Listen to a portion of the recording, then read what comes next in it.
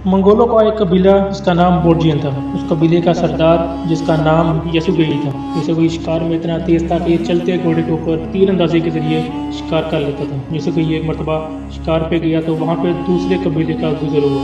यसुगेई ने देखा कि ये दूसरा कबीला जिसके एक लड़की और दो लड़के भी साथ हैं। यसुगेई जैसे ही इनके करीब पहुंचा तो उसने इन दो लड़कों को अपनी ताकत के जरिए वहीं पर ढेर कर दी और उस लड़की को लेकर अपने कबीले ले आया। उस लड़की से यसुगेई ने शादी कर ली। उस लड़की का नाम हेलन था, एक जंग से हासिल की गई लड़की जो कि यसुगेई की बीवी बनी। यसुगेई एक मंगोल कबीले से ताल्लुक़ रखने वाला शख्स था। इसके अपने कबीले का नाम बोर्जियन था। मंगोल शुरू से ही एक बेहतरीन जंगजू माने जाते थे। वो लोग चलते घोड़े पर तीरंदाजी के जरिए अपना शिकार किया करते थे और जहाँ इन्हें जगह मिलती वहीं पर पड़ाव डाल देते थे। उनकी खाना बदोशी की हालत इस कदर तक थी कि मंगोलों को जहाँ रहने की जगह, खाने की जगह मिलती वहीं पर अपना डेरा जमा लेते। मंगोलों ने मुसलमानों पर बहुत से जुल्म किए। इनके जुल्म की दास्तान से तारीख भरी पड़ी है। मंगोल कबीला और ततारी कबीला दोनों से एक दूसरे के खिलाफ थे। चूँकि दोनों इस्लाम के दुश्मन थे, लेकिन दोनों कबीले एक दूसरे के ऊपर हावी होने के लिए मुसलमानों का ज़्यादा से ज़्यादा खून बहाते थे। ये दोनों कबीले बहुत बड़े पैमाने में थे। यसुगेई के यहाँ जब एक बच्चे की पैदाइश हुई तो यसुगेई ने ततारी कबीले के ऊपर धावा डाला था। उस ततारी कबीले के ऊपर जंग के दौरान वो ततारी कबीले का जो सिपा सलार था उसे कैद कर अपने कबीले में ले आया था। और जब वो कबीले में लेकर आया, उस कैदी को बंदी बनाकर अपने कबीले पे रखा हुआ था। उसी दौरान यसुगेई के यहाँ एक बच्चे की पैदाइश हुई जिसका नाम तेमुजन रखा गया था। यसुगेई ने तेमुजन नाम उस कैदी की बना पे रख दिया था।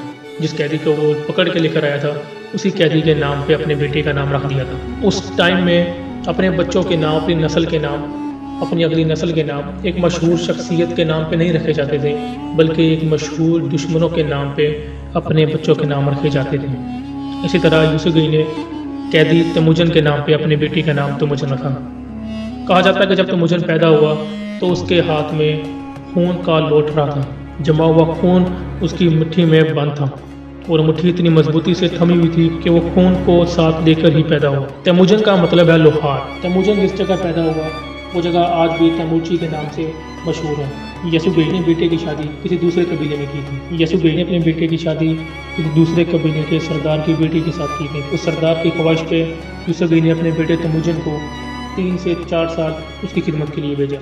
दूसरे कबीले तेमुजन का ससुर देखना चाहता था कि ये बंदा कितना बहादुर, कितना जंगजू है। अपने ससुर की ख्वाहिश के मुताबिक तेमुजन उस कबीले में दाखिल हुआ तो उसने अपनी बहादुरी के बहुत सारे मुजाहरे वहाँ पे पेश की। 3 से 4 साल उस कबीले में रहा और 4 साल बाद उस शादी का ऐलान किया। गोया यसुगेई अपने पूरे कबीले को, अपनी बरादरी को लेकर दूसरे कबीले में गया अपने बेटे की शादी के लिए। शादी अटेंड करते ही यसुगेई ने वापसी का फैसला किया और वो अकेला ही घोड़े में चढ़कर वापस अपने कबीले बोर्जियन में आने लगा। अपने कबीले की वापसी पर यसुगेई को भूख महसूस हुई। उसने सोचा कि कहीं रुककर कुछ खाया जाए, लेकिन उसके पास खाने का कोई सामान नहीं था। यसुगेई ने देखा कि एक पहाड़ के पीछे एक कबीला जश्न मना रहा है। यसुगेई ने कहा कि ये तो ततारी कबीला है, लेकिन शायद मुझे यहाँ कोई नहीं जानता होगा, तो मैं क्यों ना इस ततारी कबीले में शामिल होकर खाना खा के अपने कबीले वापस चला जाऊँ। यसुगेई का ये गुमान था कि कोई इसको यहाँ नहीं पहचानेगा, लेकिन यसुगेई को ततारी कबीले के एक शख्स ने पहचान लिया। उस शख्स ने यसुगेई के खाने पर जहर मिला दिया। यसुगेई ने खाना खाया और वह वापस अपने कबीले की तरफ चला। थोड़ा आगे चलने के बाद यसुगेई ज़मीन पर गिरकर मर गया। जब यह खबर पूरे कबीले पर पहुंच गई तो कबीले की अंदरूनी साजिश की वजह से कबीले ने अपना एक नया सरदार चुनने का फैसला किया। क्योंकि वहाँ की रवायत होती थी कि सरदार का बेटा ही सरदार बनता था, लेकिन उस कबीले की अंदरूनी साजिशों की वजह से यसुगेई का बेटा तेमुजन सरदार ना बन सका। उस कबीले ने जंग का फैसला कर दिया और कहा कि तेमुजन नहीं, इसकी जगह कोई और सरदार बनेगा, और तेमुजन को मारने का फैसला किया। तेमुजन जो कि उस टाइम बहुत छोटा था, उसने डर के भागकर एक जंगल में पनाह ले ली। उस जंगल में 3 से 4 दिन रहा। एक अंदाजे के मुताबिक ये भी कहा जाता है कि तेमुजन 5 से 6 दिन बगैर खाए पिए जंगल में रहा।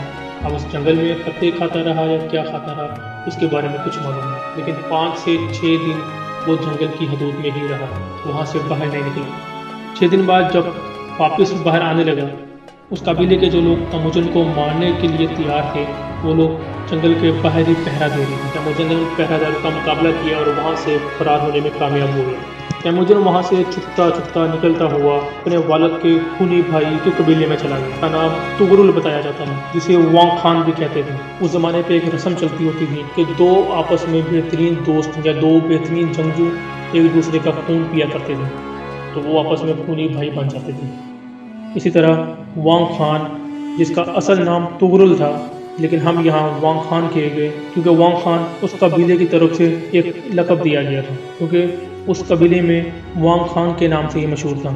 उस कबीले के लोग तुगरुल की बजाय उसे वांग खान कहते थे।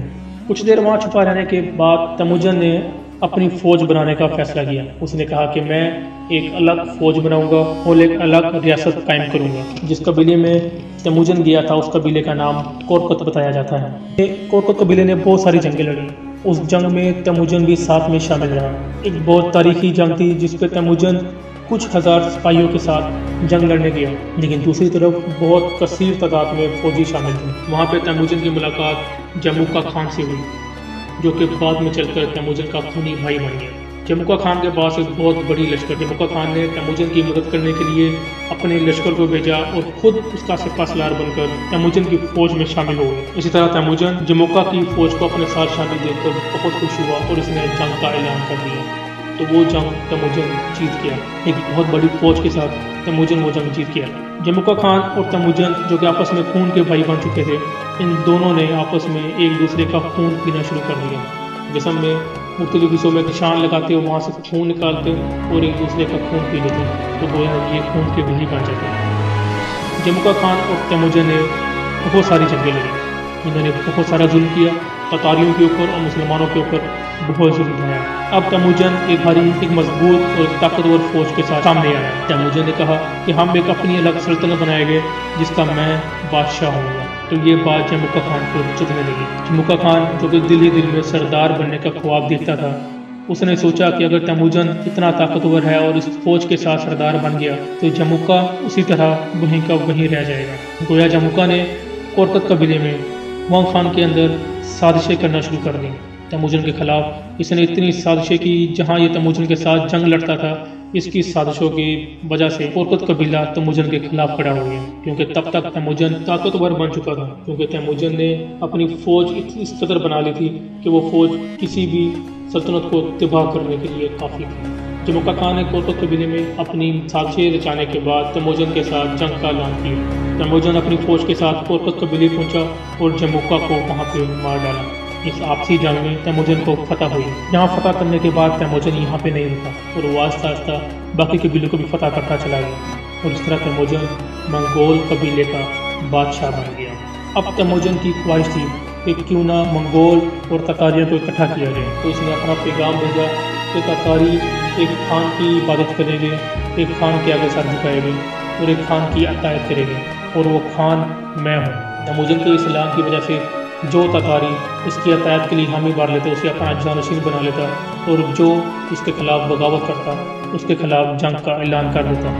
तैमूरन इतना ताकतवर बन गया था कि वो हर कबीले के ऊपर धावा खोल सकता था और उसने बहुत सारे ततारी कबीलों को तबाह कर दिया और बहुत ज़्यादा ततारी कबीलों को अपने साथ शामिल कर दिया। मंगोल, जो कि शुरू से ही खाना बदोश कौम, अभी तक मंगोल एक बाकायदा शहर नहीं बना था, तो ये दर बदर अपने खैमों की शक्लों में घूमते रहते थे। इनकी नकल मकानी मौसम गर्मियों से बचने के लिए होती या सर्दियों से बचने के लिए मुख्तलिफ जगहों की होती। खैमों को बड़े बड़े चक्रों पर लाद कर आगे चलते थे। इन चक्रों को बैल खींचा करते थे। यह नकल मकानी मौसमों से बचने के लिए और चरागाहों की तलाश में की जाती थी। ऐसे ही एक सफ़र में जब तैमूरन ने अपने कबीले वालों को एक रैवट की शक्ल में लेकर चरागाहों की तलाश में चला जा रहा था, जिसकी सरबराही तैमूरन खुद कर रहा था। तैमूरन को एकदम ख्याल आया कि कोई इसका पीछा कर रहा है। तैमूरन एकदम रुक गया। उसने इशारा किया कि सब लोग अपने छकड़ों के अंदर चले जाएं और जो मर्द हजरात हैं वो अपने तलवारें और ढाले लेकर इनकी औरतों की हिफाजत करने के लिए बाहर आ जाए और तीर अंदाज़ों को कहा कि मुख्तलिफ हिस्सों में फैल जाओ, क्योंकि तैमूरन बहुत शातिर दिमाग था। कुछ ही देर बाद तैमूरन के काफिले की तरफ एक दूसरा लश्कर हरारान की तरफ से भागा चला रहा था। ये ताइजीन थे जो इनके पुराने दोस्त हुआ करते थे। ताइजीन कील कांटे से लैस होकर आ रहे थे। ये लोग تیموجن کو قتل کرنے کے نیت سے آ رہی تھی۔ ان کا ارادہ تھا کہ عورتوں اور بچوں کو اپنے ساتھ لے جائے گا اور مردوں کو یہیں پہ قتل کر دے گا۔ تیموجن ہوشیار اور چوکس تھا، گویا اس کی فوج تیجین فوج سے خاصی کم تھی۔ 17,000 منگول اور 23,000 تیجین موت کا کھیل کھیلنے کے لیے تیار تھے۔ موت کا شیطانی رقص شروع ہوا، دونوں قبیلوں نے وہ مقابلہ کیا اور وہاں جنگ کا میدان شروع ہو گیا۔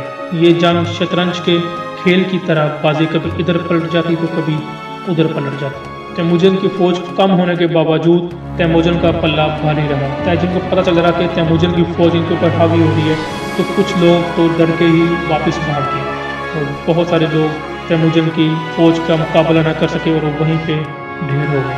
تیموجن وقت کے ساتھ ساتھ اور زیادہ طاقتور ہوتا رہا اور اس نے فیصلہ کر لیا کہ پوری دنیا کی حکومت کرے گا۔ تیموجن سے چنگیز خان بننے کا وقت۔ ایک نجومی نے پریڈکشن کی تھی کہ اس سردار کا لقب چنگیز خان یعنی خانوں کا خان ہونا چاہیے۔ اس نے علم کی روح سے اس شخص کا نام تیموجن سے چنگیز خان دیا۔ جب اس نے قبیلے میں اعلان کیا کہ تیموجن کا نام چنگیز خان ہونا چاہیے جس کا مطلب خانوں کا خان ہے، تو تیموجن کی شاندار صلاحیتوں کو دیکھتے ہوئے اس قبیلے نے اس کا لقب چنگیز خان دے دیا اور چنگیز خان کا لقب عطا کر کے اسے اپنا سردار مان لیا۔ اس تاریخی جرگے کو مقامی زبان میں قرولتائی کہا جاتا ہے۔ تیموجن کے ایک دیرانہ خواب کی تکمیل ہوئی، تمام قبائل متحد ہوئے، تاتاری اور منگول قبیلہ ایک ہو گیا۔ اس قبیلے کی سربراہی کرنے والا چنگیز خان تھا اور اس وقت چنگیز خان کی عمر 46 برس تھی۔ پوری قوم اس کے سامنے تھی، لیکن اس پوری قوم کو ایک کرنے کے لیے اسے ایک نئے قانون کی ضرورت تھی اور اس نے اپنا ایک نیا قانون، اپنی نئی رسومات، اپنے نئے رواج، ایک نئی سربراہی، نئی پاور کے ساتھ سامنے آیا۔ جو کوئی اس کے اطاعت کرتا تھا اسے اپنا جانشین بنا لیتا تھا اور جو کوئی اس کے خلاف ہوتا اس کے خلاف جنگ کا اعلان کر دیتا۔ اس طرح وقت نے چنگیز خان کو بہت طاقتور اور بہت مضبوط بنا دیا۔ چنگیز خان کی فوج اتنی بڑی ہو گئی تھی کہ اس نے مسلمانوں کے اوپر ظلم کی انتہا کر دی تھی اور مسلمانوں پہ خون کی ندیاں بہا دی تھی۔ مسلمانوں کے خلاف تاتاریوں کے بعد کیا جانے والا ظلم منگولوں کا تھا اور پھر آگے چل کر اسی منگول کی قوم سے منگول کو گرانے کے لیے مسلمانوں کے مختلف ہیرو آتے رہے۔ اس کے بارے میں ہم آگے چل کر بات کریں گے۔ اس ویڈیو کو پورا دیکھیے۔